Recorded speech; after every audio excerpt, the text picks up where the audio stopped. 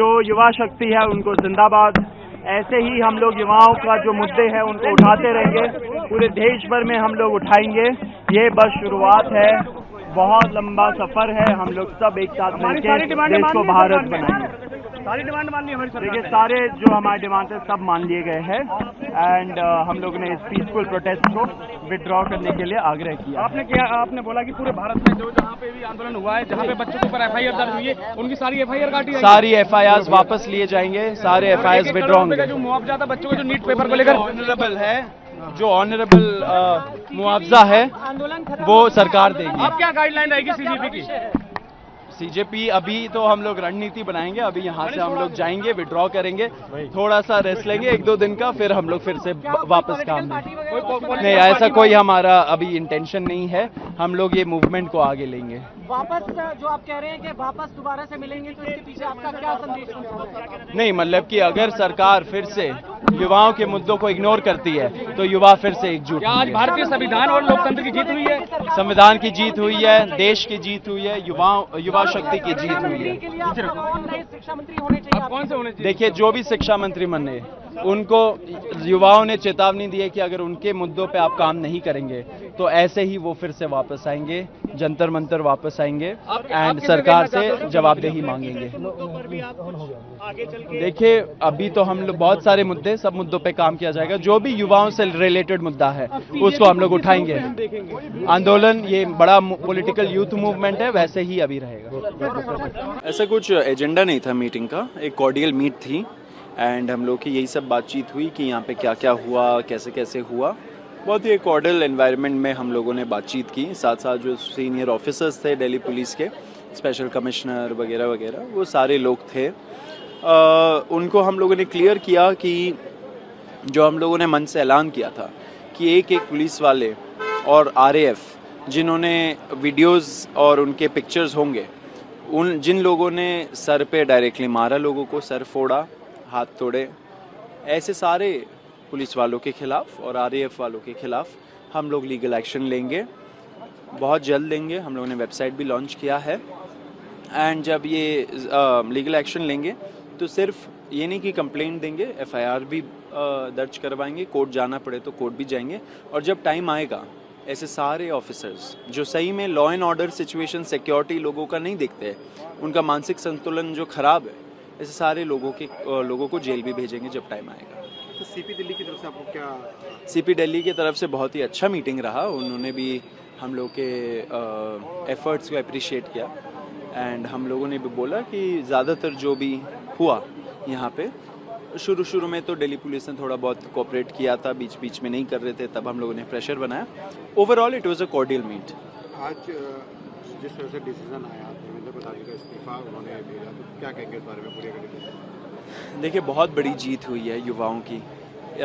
History has been written, इतिहास लिखा गया है आज। जो सरकार 12 साल से बोल रही थी कि इस सरकार में इस्तीफे नहीं होते, वो सरकार ने सिर्फ इस्तीफा नहीं लिया, लेकिन साथ साथ जो दूसरे 2 डिमांड्स थे कि प्रदर्शनकारियों के खिलाफ एफआईआर्स नहीं होंगे और एफआईआर्स विड्रॉ किए जाएंगे एंड फ्यूचर में भी कोई एक्शन नहीं होगा, वो भी गारंटी दिया। रिटर्न में ट्यूसडे तक देंगे। और जो तीसरा डिमांड था कि 1 करोड़ का मुआवजा सारे फैमिलीज़ को जिनके बच्चे मर गए सुसाइड करके बिकॉज पेपर लीक के वजह से, उन सारे फैमिलीज़ को 1 करोड़ का मुआवजा मिलेगा। तो सरकार ने बोला कि जो ऑनरेबल कॉम्पनसेशन होगा एज पर रूल्स वो मिलेगा।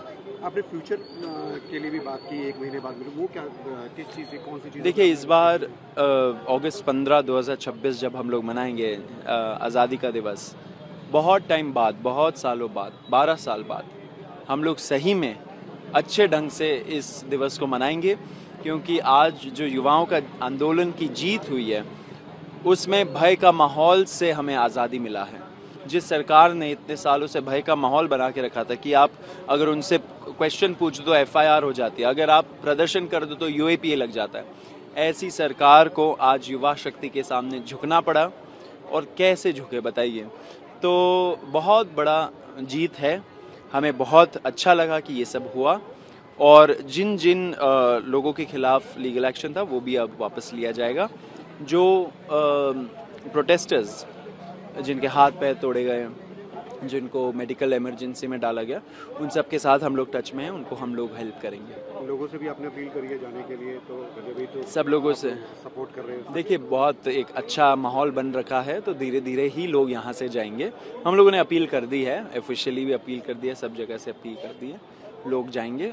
लेकिन लोगों का हक बनता है जश्न मनाना, जितने टाइम तक मनाना है। और आपने एक चीज़ स्टेज से मेंशन करी, निहंग जो थे वहाँ पे, उन्होंने काफ़ी सपोर्ट किया, काफ़ी आप लोगों की मदद करी, तो इसको नहीं, निहंग भाई बहन जो आए थे यहाँ पे, उन्होंने काफ़ी सपोर्ट किया हम लोगों को, यहाँ पे उन्होंने शांति बना के रखा।